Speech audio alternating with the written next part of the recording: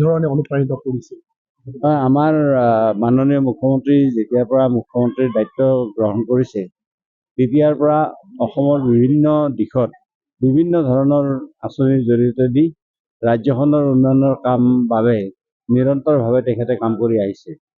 গতিকে আজি শিক্ষাৰ ক্ষেত্ৰত আজি আমাৰ এই অনুষ্ঠানত আমাৰ শিক্ষাৰ ক্ষেত্ৰত যিসকলে ভাল ভাল ৰিজাল্ট কৰিছে, প্ৰথম নৱমমান শ্ৰেণীৰ ছাত্ৰ ছাত্ৰীসকলৰ কাৰণে আমি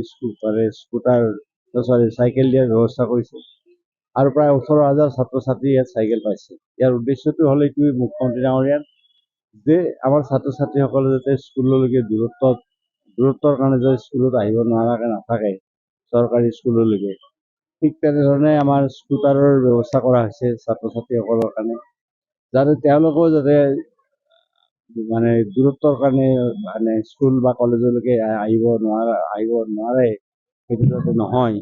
আৰু তাৰ উপৰিও আমাৰ কম্পিউটাৰ বা অন্যান্য সঁজুলি কিনাৰ কাৰণে বিশেষকৈ কম্পিউটাৰ তাৰ কাৰণেও প্ৰায় 12,500 টকাকৈ আমাৰ মেধাৱী ছাত্ৰ ছাত্ৰীসকলক দিয়া হৈছে।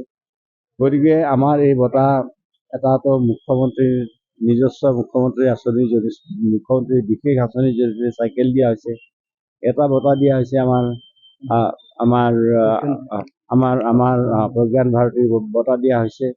গতিকে বাণীকান্ত কাকতি ডাঙৰীয়াৰ সোঁৱৰণত বঁটা এই স্কুটাৰ প্ৰদান কৰা হৈছে আৰু আনন্দৰাম বৰুৱাৰ বঁটা প্ৰদান কৰা হৈছে। গতিকে আনন্দৰাম বৰুৱাৰ কথা আমি সকলোৱে জানো আৰু গতিকে তেখেতসকল দুজন ব্যক্তি যি আমাৰ সকলোৰে নমস্য ব্যক্তি, তেখেতসকলৰ নামত এই বঁটা প্ৰদান কৰা হৈছে।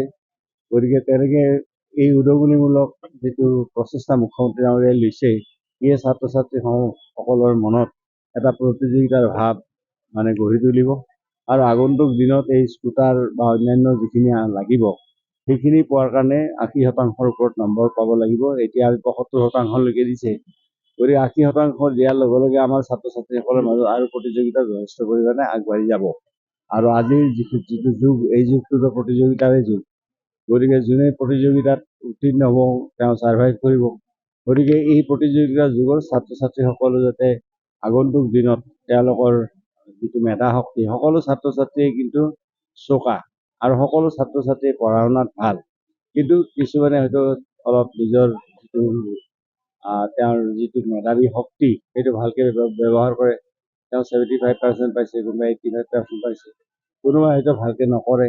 কিন্তু এই যে মুখ্যমন্ত্ৰী ডাঙৰীয়াই এই যে বঁটাৰ ব্যৱস্থা কৰিছে, এই বঁটাৰ জৰিয়তে এতিয়া তেওঁলোকে আমাৰ মেধাৱী ছাত্ৰ ছাত্ৰীসকলে এই ক্ষেত্ৰত বা সকলো ছাত্ৰ ছাত্ৰীয়ে এনেকুৱা ধৰণৰ প্ৰতিযোগিতাত আগবাঢ়ি আহিব পাৰিব। গতিকে মুখ্যমন্ত্ৰী ডাঙৰীয়াৰ এনেকুৱা ধৰণৰ দূৰদৰ্শী পদক্ষেপৰ বাবে মই বিশেষকৈ মুখ্যমন্ত্ৰী ডাঙৰীয়াক ধন্যবাদ দিছোঁ। গতিকে ইয়ে আমাৰ শৈক্ষিক জগতখনত এটা ভাল বাৰ্তা কঢ়িয়াই নিব।